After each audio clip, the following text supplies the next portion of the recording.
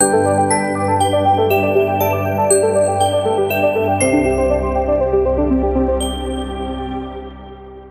back. Now, GPT is unable to get statistical information from specific websites.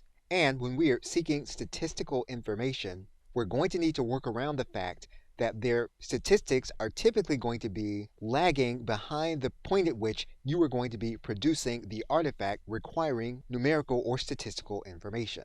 If you are willing to abide by the terms of service and to cite the authors, you can use websites such as Statista. And in some cases, some of the statistical information is available for use in your projects without having a paid account. And depending on your topic, you are going to see a considerable amount of information that you may find useful in your sales presentation.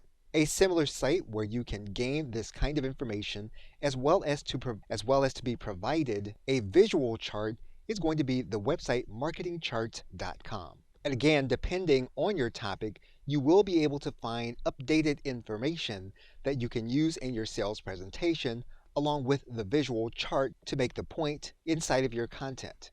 Now, obviously, there are niche-based statistical tools that you can use to work around ChatGPT's inability to go beyond a certain point in time.